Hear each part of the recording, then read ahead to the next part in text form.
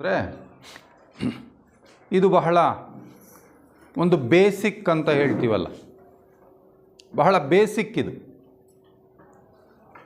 Theosophical ಸೊಸೈಟಿಯ ಉಳಿದ ಸಾಹಿತ್ಯ ನಮ್ಗೆ ಅರ್ಥ ಆಗಬೇಕಾದ್ರೆ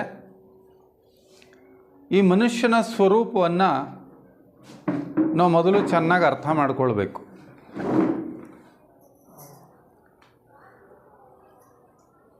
ನಾವು ಬಹಳಷ್ಟು ಜನ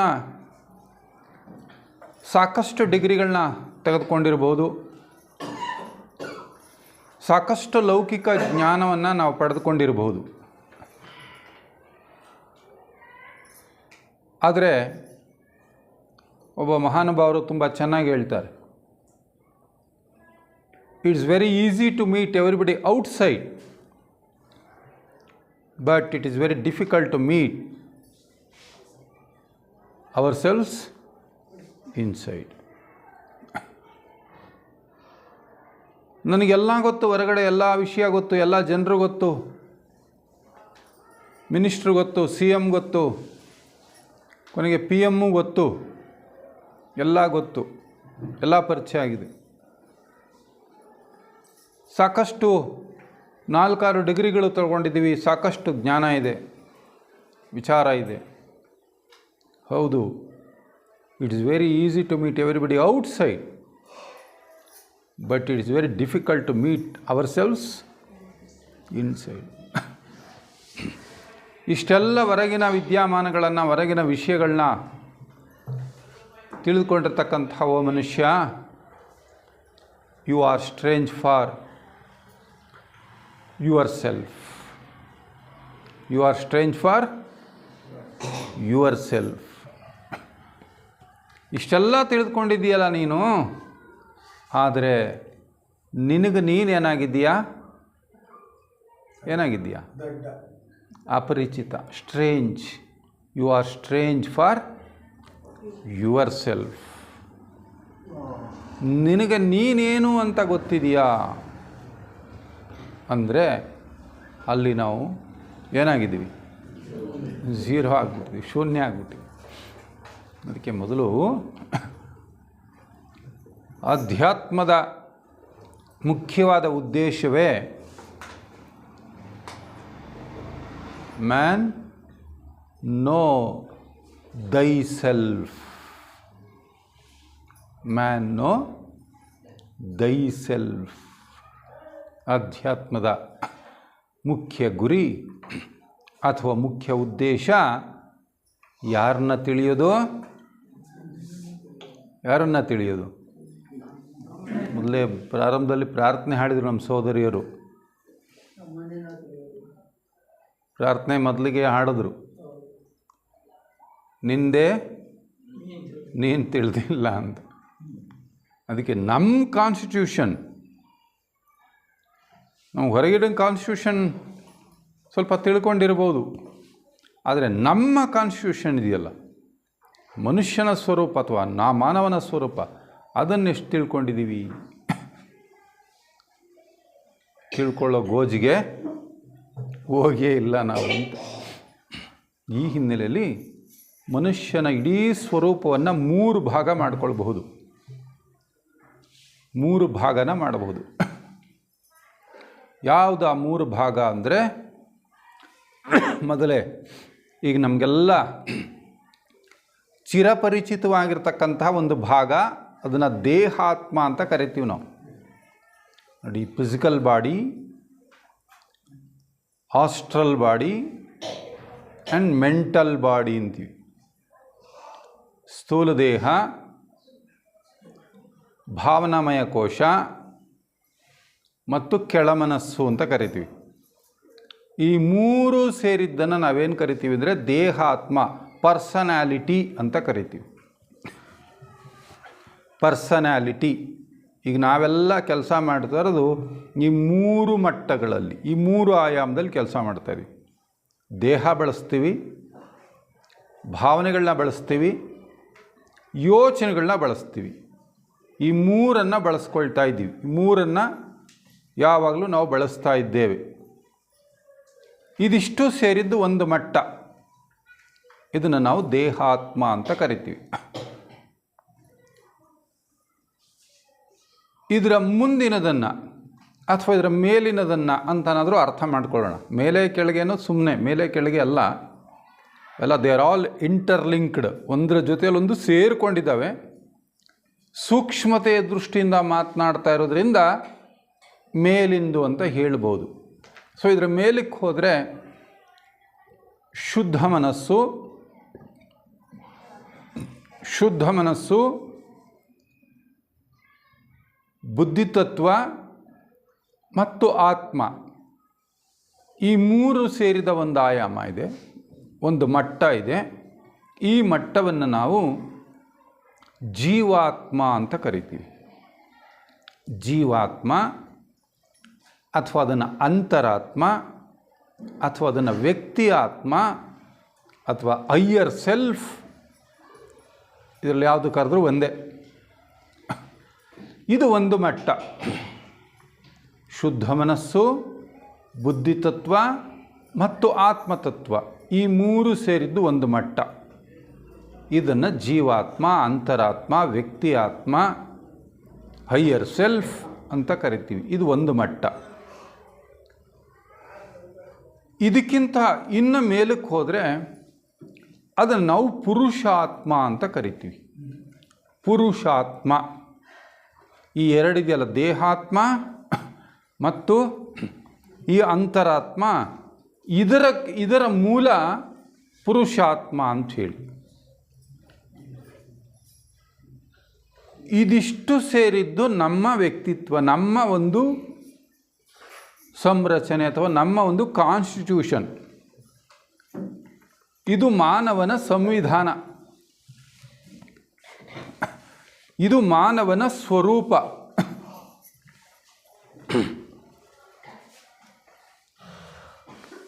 ಇದು ಮೂರು ಸೇರಿದ್ದು ಮನುಷ್ಯ. ದೇಹಾತ್ಮ, ಜೀವಾತ್ಮ, ಪುರುಷಾತ್ಮ. ಇಲ್ಲ, ಇನ್ನು ಪರಮಾತ್ಮ ವಿಷಯಕ್ಕೆ ಹೋಗಲಿಲ್ಲ ನಾವು. ಬರೀ ಮನುಷ್ಯಂದು ನಮ್ಮ ಸ್ವರೂಪ ದೇಹಾತ್ಮ, ಜೀವಾತ್ಮ, ಪುರುಷಾತ್ಮ, ಇದಿಷ್ಟು ಸೇರಿದ್ದು ನಮ್ಮ ಸ್ವರೂಪ. ಇದು ನಮ್ಮ ಸ್ವರೂಪ. ಈ ನಮ್ಮ ಸ್ವರೂಪದ ಮೂಲ ಯಾವುದು ಅಂದರೆ ನೀವು ಹೇಳಿದಾಗೆ ಪರಮಾತ್ಮ. ಅದು ಪರಮಾತ್ಮ. ದೇಹಾತ್ಮ, ಜೀವಾತ್ಮ, ಪುರುಷಾತ್ಮ, ಇದೆಲ್ಲದಕ್ಕೂ ಮತ್ತೆ ಮೂಲ ಪರಮಾತ್ಮ. ಸೊ ಇಲ್ಲಿ ಸೇರುವಿಕೆ ಅಂದರೆ ಈ ಒಂದೊಂದು ಘಟ್ಟ ಅಥವಾ ಒಂದೊಂದು ಮಟ್ಟವನ್ನು ನಾವು ನೋಡ್ತಾ ಹೋದರೆ ಸದ್ಯದಲ್ಲಿ ನಾವೇನಾಗಿದ್ದೀವಿ ಅಂದರೆ ನಮಗಿನ್ನಾವುದರ ಪರಿಚಯ ಇಲ್ಲ. ಸದ್ಯಕ್ಕೆ ನಮಗಿರೋ ಪರಿಚಯ ಯಾವುದು ಅಂದರೆ ದೇಹಾತ್ಮದ ಪರಿಚಯ. ಬೆಳಗ್ಗೆಯಿಂದ ಸಂಜೆಯವರೆಗೆ ಆದರೆ ನಾವು ಎಲ್ಲಿ ವ್ಯವಹಾರ ಮಾಡ್ತಾ ಇದ್ದೀವಿ ಅಂದರೆ ಇಷ್ಟು ಕ್ಷೇತ್ರಗಳಲ್ಲಿ ಮಾತ್ರ ವ್ಯವಹಾರ ಮಾಡ್ತಾ ಇದ್ವಿ. ದೇಹ, ಭಾವ, ಮನಸ್ಸು, ಈ ಮೂರು ಕ್ಷೇತ್ರದಲ್ಲೇ ನಾವು ವ್ಯವಹಾರ ಮಾಡ್ತಾ ಇರೋದು. ಬೆಳಗಾದರೆ ಚಿಂತೆ ಏನು ಹೆಣ್ಣು ಮಕ್ಕಳಿಗೆ, ನಾನು ಭಾಳ ಹೇಳ್ತಿರ್ತೀನಿ ಸಾಮಾನ್ಯ ತಮಾಷೆಗಿದ್ನು. ಬೆಳಗ್ಗೆ ಎದ್ರೆ ಚಿಂತೆ ಏನು, ತಿಂಡಿ ಏನು ಮಾಡೋದು, ಹಂಗೂ ಹಿಂಗೂ ಏನೋ ಯೋಚನೆ ಮಾಡಿ ಒಂದು ತೀರ್ಮಾನಕ್ಕೆ ಬಂದು ಅದನ್ನ ಮಾಡಿಬಿಟ್ರೆ ಇನ್ನದನ್ನ ಮಾಡೆಲ್ಲ ರೆಡಿ ಮಾಡಿ ಅದನ್ನೊಂದು ಸ್ವಲ್ಪ ತೊಳೆದು ಮಾಡಿ ಎಲ್ಲ ವ್ಯವಸ್ಥೆ ಮಾಡೋದ್ರೊಳಗಡೆ ಮತ್ತೆ ಚಿಂತೆ ಶುರುವಾಗುತ್ತೆ. ಸಾರೇನು ಮಾಡೋದು, ಅನ್ನ ಮುದ್ದೆ ಜಲ್ದಿ ನೆನಪಾಗ್ಬಿಡುತ್ತೆ. ಈ ಸಾರಿಂದ ಬಂದ ಮತ್ತೆ ಸಮಸ್ಯೆ, ಏನು ಮಾಡೋದು. ಇನ್ನು ಅದು ಮುಗಿಸಿ ಹಂಗೆ ಹಿಂಗೆ ಮಾಡಿ ಸಂಜೆ ಒಂದು ಧಾರಾವಾಹಿ ಅದು ಇದು ನೋಡಿ ಸ್ವಲ್ಪ ಟೈಮ್ ಆಗೋದ್ರೊಳಗಡೆ ಮತ್ತೆ ಶುರುವಾಗುತ್ತೆ ವಾಟ್ ನೆಕ್ಸ್ಟ್ ಅಂತ. ಅಥವಾ ಅದ್ರ ಮಧ್ಯದಲ್ಲಿ ಏನಾದ್ರು ಒಂದು ಫಂಕ್ಷನ್ ಅಟೆಂಡ್ ಮಾಡ್ಬೇಕಂದ್ರೆ ಮತ್ತೊಂದು ಚಿಂತೆ. ಹೋದ್ಸಲಿ ಫಂಕ್ಷನ್ಗೆ ಇದನ್ನು ಹಾಕ್ಕೊಂಡೋಗಿದ್ದೆ, ಡ್ರೆಸ್ ಕೋಡ್ ಈ ಥರ ಇತ್ತು, ಈ ಫಂಕ್ಷನ್ಗೂ ಅದನ್ನೇ ಹಾಕ್ಕೊಂಡೋದ್ರೆ ಏನು ಚಂದ. ಸೊ ಈಗ ಏನು ಹಾಕ್ಕೊಂಡು ಹೋಗ್ಬೇಕು, ಚಿಂತೆ ಯಾವುದು ನೋಡಿ. ಒಟ್ಟಾರೆ ಬೆಳಗ್ಗಿಂದ ರಾತ್ರಿ ಮಲಗುವವರುಗಳ ಚಿಂತೆ ಯಾವುದಕ್ಕೆ ಸಂಬಂಧಪಡ್ತೋ, ದೇಹಾತ್ಮನಿಗೇನೆ. ದೇಹಾತ್ಮನಿಗೆ ಎಲ್ಲೆಲ್ಲಿ ಚೆನ್ನಾಗಾಗುತ್ತೆ, ಯಾರ ಹತ್ರ ಹೋಗಿ ಮಾತಾಡಿದ್ರೆ ನನಗೊಂದು ಸ್ವಲ್ಪ ನೆಮ್ಮದಿ ಆಗುತ್ತೆ, ಇನ್ಯಾರ ಹತ್ರ ಹೋದರೆ ನನಗೆ ಸ್ವಲ್ಪ ಬೇಸರ ಆಗುತ್ತೆ ನೋಡಿ, ಅಲ್ಲೊಂದು ಸುಖ ಬೇಕಲ್ಲ ನಮಗೆ. ಸೊ ಇದೆಲ್ಲ ಲೆಕ್ಕ ಹಾಕ್ಕೊಂಡ್ರೆ ಒಟ್ಟಾರೆ ನಮ್ಮ ಯೋಚನೆ ಬೆಳಗ್ಗಿಂದ ರಾತ್ರಿ ಮಲಗೋವರೆಗೂ ಯಾವುದ್ರದ್ದಾಯಿತು? ಕೇವಲ ದೇಹಾತ್ಮಂದಾಯಿತು. ಸೊ ಇಂತಹ ದೇಹಾತ್ಮನನ್ನು ಇದಕ್ಕಿಂತ ಮೀರಿದ ಅಥವಾ ಇದಕ್ಕಿಂತ ಉನ್ನತವಾದಂತಹ ಒಂದು ತತ್ವದ ಜೊತೆಯಲ್ಲಿ ಈ ದೇಹಾತ್ಮನ ಸೇರಿಸಬೇಕಾಗಿದೆ. ಇದು ಒಂದು ಸೇರುವಿಕೆ ನಡಿಬೇಕಾಗಿರುವಂಥದ್ದು. ಸೊ ಈ ದೇಹಾತ್ಮನನ್ನು ಜೀವಾತ್ಮನ ಅಂಕೆಗೆ ಅಥವಾ ಜೀವಾತ್ಮನ ಜೊತೆಗೆ ಸೇರಿಸಬೇಕಾಗಿದೆ. ಇದು ಒಂದು ಮಟ್ಟ. ಇದು ಒಂದು ಮಟ್ಟ ಆಯಿತು. ದೇಹಾತ್ಮವನ್ನು ಜೀವಾತ್ಮನ ಜೊತೆಯಲ್ಲಿ ಸೇರಿಸಬೇಕಾಗಿದೆ. ಇಷ್ಟಕ್ಕೆ ಮುಗಿಲಿಲ್ಲ. ಉನ್ನತ ಮನಸ್ಸು ಅಂದ್ವಿ, ಬುದ್ಧಿ ಅಂದ್ವಿ, ಆತ್ಮ ಅಂದ್ವಿ. ಈ ದೇಹಾತ್ಮನಿಗೆ ಹೋಲಿಕೆ ಮಾಡಿದ್ರೆ ಇಟ್ಸ್ ವೆರಿ ಪ್ಯೂರ್. ಅದು ಅತ್ಯಂತ ಪರಿಶುದ್ಧ. ನಮ್ಮ ಉನ್ನತ ಮನಸ್ಸಿದೆಯಲ್ಲ, ಅದು ಬಹಳ ಪರಿಶುದ್ಧ. ಇನ್ನು ಬುದ್ಧಿ ತತ್ವ ಅಂದರೆ ಅದಕ್ಕಿಂತಲೂ ಶುದ್ಧವಾದದ್ದು. ಎಲ್ಲೆಲ್ಲೂ ಪ್ರವಹಿಸುತ್ತಿರುವ ಏಕ ಚೈತನ್ಯವನ್ನು ಗುರುತಿಸೋ ಶಕ್ತಿ ಇರೋದು ನಮ್ಮ ಬುದ್ಧಿ ತತ್ವಕ್ಕೆ. ಆನಂತರ ಆ ಬುದ್ಧಿಯೂ ಕೆಲಸ ಮಾಡ್ತಕ್ಕಂಥ ತತ್ವ ಆತ್ಮತತ್ವ. ಆತ್ಮತತ್ವದ ಬೆಳಕಿನಲ್ಲಿ ಇವೆರಡೂ ಕೆಲಸ ಮಾಡುತ್ತೆ. ಬುದ್ಧಿ ಮತ್ತು ಶುದ್ಧ ಮನಸ್ಸು ಇವೆರಡೂ ಕೆಲಸ ಮಾಡುತ್ತೆ. ಅಂಥ ತತ್ವದ ಜೊತೆಯಲ್ಲಿ ಇದನ್ನು ಸೇರಿಸಿದ್ದಾಯಿತು. ದೇಹಾತ್ಮವನ್ನು ಜೀವಾತ್ಮನ ಜೊತೆಯಲ್ಲಿ ಸೇರಿಸಿದ್ದಾಯಿತು. ಸಾಕಾಗಲಿಲ್ವ ಅಂದರೆ ನಾಟ್ ಯೆಟ್. ಇನ್ನೂ ಮುಗಿಲಿಲ್ಲ ಯಾತ್ರೆ, ಇನ್ನೂ ಮುಗಿದಿಲ್ಲ. ಈ ಆತ್ಮತತ್ವವನ್ನು ಕೂಡ ಪುರುಷಾತ್ಮನ ಜೊತೆಗೆ ಸೇರಿಸಬೇಕಾಗ್ತದೆ. ಪುರುಷಾತ್ಮನ ಜೊತೆ. ಯಾಕೆಂದರೆ ಅದೇ ನನ್ನ ಮೂಲ. ಮನುಷ್ಯ ಅದನ್ನು ಪುರುಷಾತ್ಮನನ್ನು ಇನ್ನೊಂದು ಪರಿಭಾಷೆಯಲ್ಲಿ ಪ್ರಜ್ಞಾನಾಂಶು ಅಂತ ಕರೀತಾರೆ. ಪ್ರಜ್ಞಾನಾಂಶು ಆ ಟರ್ಮ್ ಎಷ್ಟು ಆ್ಯಪ್ಟ್ ಅಂದರೆ, ಪ್ರಜ್ಞಾನಾಂಶು ಅನ್ನೋ ಟರ್ಮು ಎಷ್ಟು ಆ್ಯಪ್ಟ್ ಆಗಿದೆ ಅಂದರೆ, ಈಗ ಭಗವಂತನನ್ನು ನಾವು ಅವನ ಸ್ವರೂಪವನ್ನು ನಾವು ಅರ್ಥ ಮಾಡ್ಕೊಳ್ಬೇಕಾಗಿದ್ರೆ ಭಗವಂತನನ್ನು ಪ್ರಜ್ಞಾನ ಘನ ಅಂತ ಕರಿತೀವಿ ನಾವು. ಭಗವಂತನನ್ನು ಒಂದು ಪರಿಭಾಷೆಯಲ್ಲಿ ಪ್ರಜ್ಞಾನ ಘನ ಅಂತ ಕರಿತೀವಿ. ಭಗವಂತ ಅಂದ್ರೆ ಅವನು ಪ್ರಜ್ಞಾನ ಘನ. ಆ ಪ್ರಜ್ಞಾನ ಘನದಿಂದ ಹೊರಹೊಮ್ಮಿರುವ ಅಂಶಗಳಿದಾವಲ್ಲ, ಅದೇ ನಾವು ನೀವು ಮತ್ತೆಲ್ಲರೂ ಕೂಡ. ಒಬ್ಬಂಟಿಯಂತಿಹುದು ಬೇಸರಬಹುದು, ಹೊರಹೊಮ್ಮುವೆನು ಕೋಟಿ ರೂಪದಲೆಂದು ಬೊಮ್ಮ ಹಳಸಿದನಂತೆ. ಆ ಎಳಸಿಕೆಯ ಮೈರವು ನಮ್ಮಿರವು ಮಾಯೆಯಲ್ಲಿ ಮಂಕುತಿಮ್ಮ ಮಂಕುತಿಮ್ಮ. ಒಬ್ಬಂಟಿಯಂತಿಹುದು ಬೇಸರಬಹುದು. ಏನು ಮಾಡಲಿ, ಕೂತ್ಕೊಂಡು ಒಬ್ಬನೇ ಭಗವಂತನಿಗೊಂದು ಸರಿ ಅನ್ನಿಸ್ತಂತೆ. ಒಬ್ಬಂಟಿಯಂತಿಹುದು ಬೇಸರಬಹುದು. ಒಬ್ಬನೇ ಕೂತ್ಕೊಂಡು ಏನು ಮಾಡಲಿ ನಾನು? ಒಮ್ಮುವೆನು ಕೋಟಿ ರೂಪದಲ್ಲಿ. ಆಹಾ, ನಾನು ಪ್ರಕಟವಾಗಿಬಿಡ್ತೀನಿ, ಕೋಟಿ ರೂಪದಲ್ಲಿ ಪ್ರಕಟವಾಗಿಬಿಡ್ತೀನಿ ಅಂತ ಒಂದು ಎಳಸಿಕೆ, ಒಂದು ಆಸೆ ಅವನಿಗೆ ಬಂತಂತೆ. ಭಗವಂತನಿಗೊಂದು ಇಚ್ಛೆ ಬಂತಂತೆ, ನಾನು ಪ್ರಕಟವಾಗಬೇಕು ಅಂತ. ಅವನ ಆ ಪ್ರಕಟವಾಗಬೇಕು ಎಂಬ ಇಚ್ಛೆಯೇ ಇಡೀ ಪ್ರಪಂಚದ ಸೃಷ್ಟಿಗೆ ಕಾರಣವಾಯಿತು. ಆಗ ಅವನು ಹೊಮ್ಮಿದ, ಸಿಡ್ದ. ಆ ಸಿಡಿದಾಗ ಹೊರಹೊಮ್ಮಿದಂತಹ ಆ ಕಿರಣಗಳೇ ನಾನು ಮತ್ತು ನೀವೆಲ್ಲರೂ ಕೂಡ. ಅವನ ಕಿರಣಗಳು, ಭಗವಂತನ ಕಿರಣಗಳು ನಾವು. ಅಕ್ಕವ್ರು ಬಂದಿದ್ದಾರೆ ಧ್ಯಾನ ಹೇಳ್ಕೊಡೋಕ್ಕೆ. ಪತ್ರಿಜಿಯವರು ಯಾವಾಗಲೂ my dear God's, my dear friends, my dear masters ಅಂತಲೇ ಅವರು ಸಂಬೋಧಿಸ್ತಾ ಇದ್ದರು. ನಾನು ದೇವರೇ, ನೀವು ದೇವರೇ ಅನ್ನು. ಅದು ಪರಮಸತ್ಯ. ಆ ಪ್ರಜ್ಞಾನ ಘನದಿಂದ ಹೊರಹೊಮ್ಮಿರುವ ಅಂಶ ಪ್ರಜ್ಞಾನಾಂಶು, ಅಂದರೆ ಪ್ರಜ್ಞಾನದ ಅಂಶ. ಅದು ಸಿಂಧುವಿನಲ್ಲಿರುವ ಗುಣವೇ ಬಿಂದುವಿನಲ್ಲೂ ಇರಲೇಬೇಕಲ್ವಾ? ಸಿಂಧುವಿನಲ್ಲಿ ಯಾವ ಗುಣ ಇದೆಯೋ ಸಿಂಧುವಿನಿಂದ ಆಚೆ ತೆಗೆದಿರೋ ಒಂದು ಬಿಂದುವಿನಲ್ಲೂ ಕೂಡ ಅದೇ ಲಕ್ಷಣಗಳಿರಬೇಕಲ್ವ. ಅಂದರೆ ಪ್ರಜ್ಞಾನ ಘನನಾದ ಆ ಭಗವಂತನಿಂದ ಹೊರಹೊಮ್ಮಿದ ಅಂಶಗಳು ನಾವಾದ ಮೇಲೆ ವಿ ಆರ್ ಆಲ್ಸೋ ಗಾಡ್ಸ್. ನಾವು ಕೂಡ ಸಾಮಾನ್ಯರಲ್ಲ.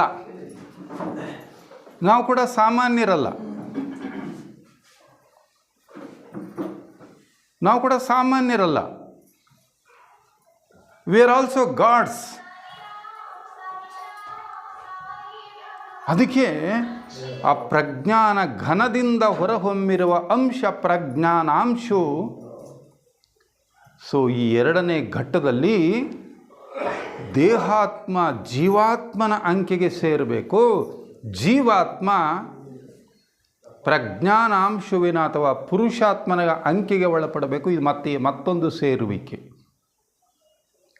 ಸೊ ಈ ಸೇರುವಿಕೆಯೂ ಆದಮೇಲೆ ಅಲ್ಲಿಗೆ ಇಷ್ಟು ಸೇರಿದ್ದು ನಾನು ನನ್ನನ್ನು ಸೇರಿಕೊಂಡೆ. ದೇಹಾತ್ಮ ಜೀವಾತ್ಮನನ್ನು, ಜೀವಾತ್ಮ ಪುರುಷಾತ್ಮನನ್ನು ಸೇರಿದರೆ ಅರ್ಥ ಈಗ ನನ್ನನ್ನು ನಾನು ತಿಳ್ಕೊಂಡೆ. ನಾನು ಎಂಬುದೇನು ತಿಳಿದಿಲ್ಲೋ ನಿನ್ನ ನಾಮದ ಹೊರತು ನನ್ನದೆಂಬುದೇನು ಉಳಿದಿಲ್ಲೋ ಅಂತ ಒಂದು ಯಾರೋ ಹಾಡು ಚೆನ್ನಾಗಿ ಹಾಡ್ತಾಯಿದ್ರು. ಸೊ ಈಗ ನನ್ನನ್ನು ನಾನು ತಿಳ್ಕೊಂಡೆ ಅಂತ. ದೇಹಾತ್ಮನನ್ನು ಜೀವಾತ್ಮನ ಅಂಕೆಗೂ, ಜೀವಾತ್ಮನನ್ನು ಪುರುಷಾತ್ಮನ ಅಂಕೆಗೂ ಒಳಪಡಿಸಿದರೆ ಆಗ ನನ್ನನ್ನು ನಾನು ಅರ್ಥ ಮಾಡಿಕೊಂಡೆ ಅಂತ. ಸೊ ಇಷ್ಟಾದ ಮೇಲೆ ಈಗ ಈ ಮನುಷ್ಯ ಇದ್ದಾನಲ್ಲ, ಇವನು ಇನ್ನು ನೆಕ್ಸ್ಟ್ ಎಲ್ಲಿ ಸೇರಬೇಕೀಗ? ಇನ್ನೆಲ್ಲಿಗೆ ಸೇರಬೇಕು? ಪರಮಾತ್ಮ. ಸೊ ಮುಂದೆ ಪರಮಾತ್ಮನನ್ನು ಸೇರು. ಇದು ನಮ್ಮ ಜೀವನದ ಉದ್ದೇಶ. ಪ್ರತಿಯೊಬ್ಬರು ಹಣೆಲು ಬರೆದಿದೆಯಂತೆ. ಏನಂತ? ಏನು ಬರೆದಿದೆಯಂತೆ ಗೊತ್ತಾ? ಪ್ರತಿಯೊಬ್ಬರು ಹಣೆ ಬರದಲ್ಲೂ ಬರೆದಿದೆಯಂತಿದು. ಏನಂತ ಅಂದರೆ, ಇವತ್ತಲ್ಲ ನಾಳೆ ನೀನು ನನ್ನ ಹತ್ರ ಬರಲೇಬೇಕು ಅಂತ ಬರೆದು ಕಳಿಸಿದ ನನ್ನ ಭಗವಂತ. ತಮಾಷೆಗೊಂದು ಗಾದಿ ಹೇಳ್ತಾರೆ ನಮ್ಮ ಕಡೆ, ಹಗ್ಗ 100 ಮಾರಿದ್ರು ಕುಣಿಕೆ ನನ್ನ ಕೈ. ಅವನು ಹಿಡ್ಕೊಂಡು ಕಾಯ್ತಾವನಂತೆ. ಹಗ್ಗ ಬಿಟ್ಟಿದ್ದಾನೆ, ಆದರೆ ಕುಣಿಕೆ ಮಾತ್ರ ಇಟ್ಕೊಂಡಿದ್ದಾನೆ. ಬಹಳ ಚೆನ್ನಾಗಿ ಬರೀತಾನೊಬ್ಬ ಶರಣ. ಗೋವು ಮೊದಲ ಚತುಷ್ಪಾದಿ ಜೀವಿಂಗಳು ತಾವು ಬಂದ ಬೀಡಿಗೆ ಮೂಹಿ ಹೋಗಂತೆ ಪಶುವಿನಷ್ಟು ಮತಿ ಇಲ್ಲ ಅಂತ ಛೇಡಿಸ್ತಾನೆ ನಮ್ಮನ್ನು ನೋಡಿ. ಬಹಳ ಈ ಶರಣರ ಏನು ವಚನಗಳಿದ್ದಾವೋ ನಾವು ಬರೀ ಮೇಲಿನ ಅರ್ಥ ನೋಡ್ತೀವಿ, ಅದಕ್ಕೆ ಅದರ ಅಂತರಾರ್ಥ ಬಹಳ ಆಳವಾದ ಅರ್ಥ. ವ್ಯಾವರ್ತಿನಿ, ಅಂತರ್ವರ್ತಿನಿ, ಇನ್ನೊಂದು ಬರ್ತದೆ ವ್ಯಾವರ್ತಿನಿ, ಅಂತರ್ವರ್ತಿನಿ, ಸಂವರ್ತಿನಿ ಅಂತ 3 ಮಟ್ಟ ಹೇಳ್ತಾರೆ. ವ್ಯಾವರ್ತಿನಿ, ಅಂತರ್ವರ್ತಿನಿ, ಸಂವರ್ತಿನಿ ಅಂತ. ನಾವು ಎಲ್ಲಿ ನಿಂತ್ಕೋತೀವಿ ಅಂದರೆ ವ್ಯಾವರ್ತಿನಿ ಮಟ್ಟದಲ್ಲೇ ನಿಂತುಬಿಡ್ತೀವಿ. ವಚನದಲ್ಲಿ ಹಿಂಗೆ ಹೇಳಿದ್ದಾರೆ ಅಂತ ವ್ಯಾವರ್ತಿನಿ ಮಟ್ಟದಲ್ಲಿ ನಿಂತು ಬಿಡ್ತೀವಿ. ವ್ಯಾವರ್ತಿನಿಯಿಂದ ನಾವು ಎಲ್ಲಿಗೆ ಹೋಗಬೇಕು? ಅಂತರ್ವರ್ತಿನಿಗೆ ಹೋಗಬೇಕು. ಚಿಂತನೆ ಮಾಡಿದಾಗ ಅದು ಅಂತರ್ವರ್ತಿನಿ. ಅಂತರ್ವರ್ತಿನಿ ಆದಮೇಲೆ ಅದು ಸಂವರ್ತಿನಿ. ಇನ್ನು ಒಳಗಡೆಯಿಂದ ಶುರು ಮಾಡ್ಕೊಳುತ್ತೆ ಅದರ ಅರ್ಥ ಕೊಡೋದಕ್ಕೆ. ಅದು ಸಂವರ್ತಿನಿ. ಅದು ನೋಡಿ, ಒಬ್ಬ ಕುರಿಗಾಹಿ ತನ್ನ ಕುರಿಗಳನ್ನ ಮೇಯ್ಲಿಕ್ಕೆ ಅಂತ ಕರ್ಕೊಂಡು ಹೋಗ್ತಾನೆ. ಬೆಳಿಗ್ಗೆ 100 ಸಂಖ್ಯೆಯಲ್ಲಿ ಕರ್ಕೊಂಡು ಹೋಗ್ತಾರೆ ಅಂತ ಇಟ್ಕೊಳ್ಳೋಣ. ಅವರಿಬ್ಬರು ಇರ್ತಾರೆ ಕುರಿಗಾಹಿಗಳು. ಬೆಳಿಗ್ಗೆ ಏನು ಮಾಡ್ತಾನೆ ಅಂದರೆ, ಒಬ್ಬ ಕುರಿಗಾಹಿ ಮುಂದೆ ಹೋಗ್ತಾನೆ, ಇನ್ನೊಬ್ಬ ಕುರಿಗಾಹಿ ಹಿಂದೆ ಹೋಗ್ತಾನೆ. ಹಿಂಗೆ ಅಂದ್ಕೊಂಡು ಕಲ್ಲೆಸ್ಕೊಂಡು ಹೊಡ್ಕೊಂಡು ಹೋಗ್ತಾನೆ. ನೀವು ತಮಾಷೆ ಏನಂದರೆ, ಸಾಯಂಕಾಲ ಬರುವಾಗ ಇಬ್ಬರು ಹಿಂದ್ಗಡೆನೇ ಬರ್ತಾರೆ.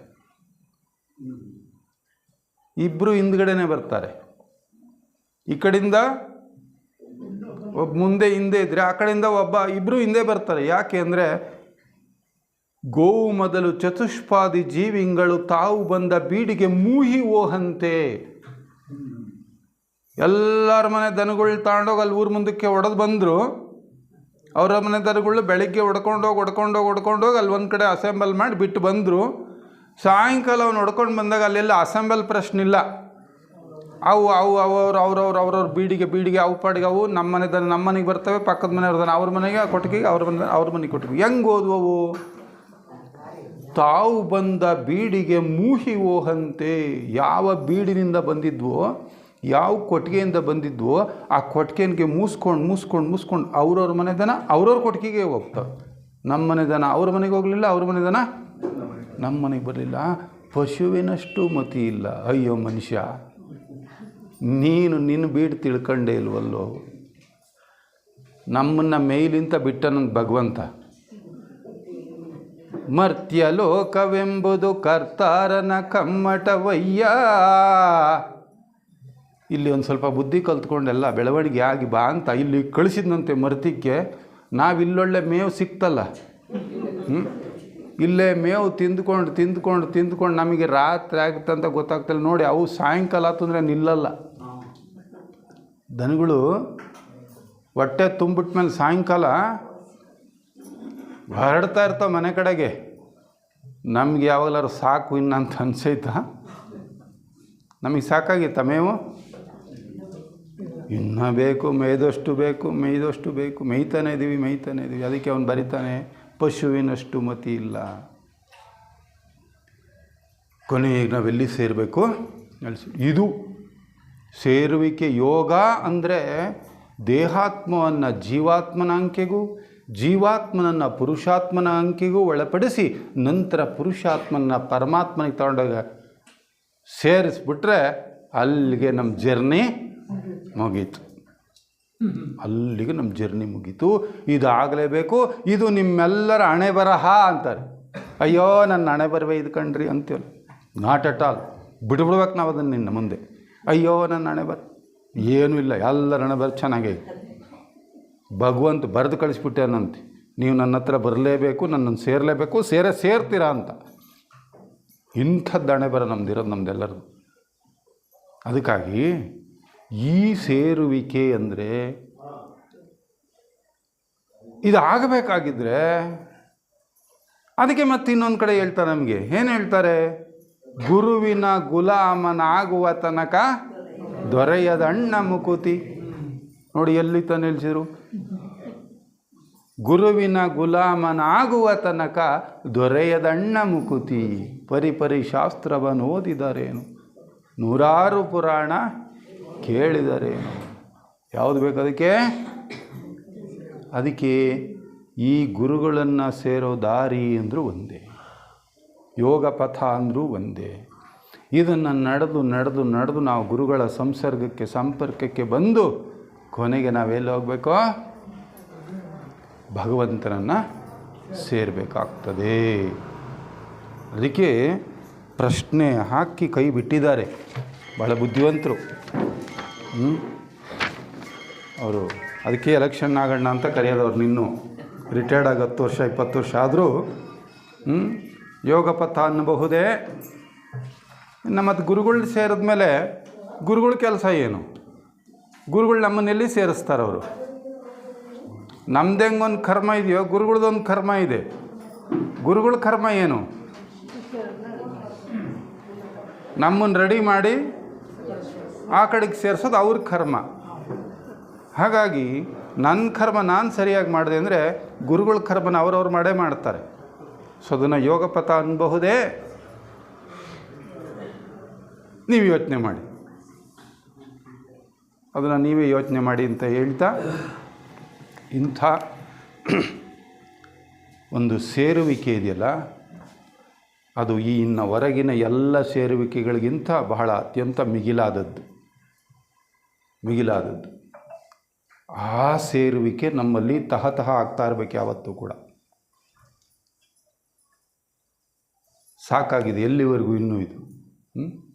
ಪುನರಪಿ ಜನನಂ ಪುನರಪಿ ಮರಣಂ ಜಠರೇ ಶಯನಂ ಅಂತ ಬರೀತಲ್ಲ ನಮ್ಮ ಶಂಕರಾಚಾರ್ಯ. ಜಠರೇ ಶಯನ ಇಹ ಸಂಸಾರೆ ಬಹುದುಸ್ಸಾರೆ ಅಲ್ವಾ. ಇನ್ನೂ ಬರೀ ಇದರಲ್ಲೇ ಮುಳುಗಿ ಎದ್ದು ಆಗ್ತಾಯಿದ್ರೆ ಅದಕ್ಕೆ ಕೊನೆ ಎಂದು.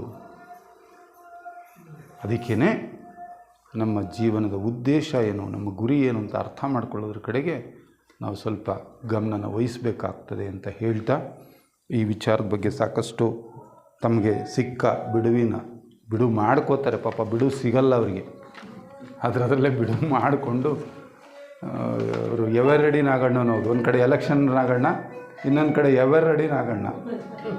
ಯಾವುದಾದ್ರು ಫಿಲ್ ಅಪ್ ದಿ ಬ್ಲ್ಯಾಂಕ್ ಇದ್ದರೆ ಅಲ್ಲಿ ಅವರು ಬ್ಲ್ಯಾಂಕ್ ಫಿಲ್ ಮಾಡಿಬಿಡ್ತಾರೆ. ಆ ಸಾಮರ್ಥ್ಯ ಅವರಿಗೆ ಭಗವಂತ ಕೊಟ್ಟಿದ್ದಾನೆ, ಆ ವಿಚಾರನ ಮಾಡಿದ್ದಾರೆ, ಅವರಿಗೆ ಧನ್ಯವಾದಗಳು ಅಂತ ಹೇಳ್ತಾ, ಸಣ್ಣ ವ್ಯತ್ಯಾಸ ಆಯಿತು. ಅದು ಪ್ರಾರಂಭದಲ್ಲಿ ನಮ್ಮ ಸೋದರ ಶಾಂತಮೂರ್ತಿಯವರು ಒಂದು ಆಶಯ ನುಡಿಯನ್ನು ಅವರು ಹೇಳಬೇಕಾಗಿತ್ತು. ಉದ್ಘಾಟನೆ ಮಾಡಿದ ನಂತರದಲ್ಲಿ ಒಂದು ಸಣ್ಣ ಒಂದು ವ್ಯತ್ಯಾಸ ಆಗಿದೆ. ಅದಕ್ಕೆ ವಿಷಾದವನ್ನು ವ್ಯಕ್ತಪಡಿಸ್ತಾ ಈಗ ಸೋದರರು ತಮ್ಮ ಅನಿಸಿಕೆನ ಆಶಯ ನುಡಿನ ಒಂದೆರಡು ಮಾತು ಹೇಳಬೇಕು ಅಂತ ಕೇಳ್ಕೊತೀವಿ.